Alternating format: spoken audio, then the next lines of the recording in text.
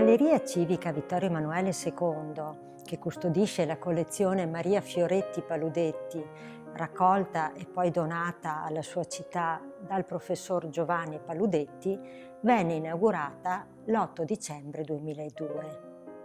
Come immagine, come icona della collezione, è stata scelta questa figura verde dipinta nel 1921 da Guido Cadorin, sia perché sembrava doveroso che a rappresentare la collezione fosse un'opera dell'artista in essa più presente, cioè del quale si conserva il maggior numero di opere, sia perché quest'opera in particolare pareva, per la sua grazia ed eleganza, testimoniare adeguatamente la bellezza e raffinatezza di tutta la collezione.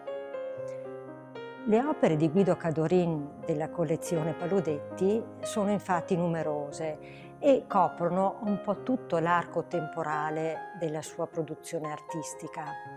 Dal ritratto della madre, realizzato nel 1909, quando il Cadorin aveva 17 anni, fino al Bosco Cortinese del 1974, dipinto quindi 2 anni prima della sua morte. Tra queste opere vi è anche il ritratto che Cadorin fece a Paludetti nel 1943. Alcune di queste opere sono state anche chieste in prestito per delle mostre temporanee. La figura verde, ad esempio, è stata esposta nel 2006 alla mostra Venezia Novecento Accade Carraresi a Treviso e nel 2017 ai Musei di San Domenico di Forlì alla mostra dedicata all'Art Déco.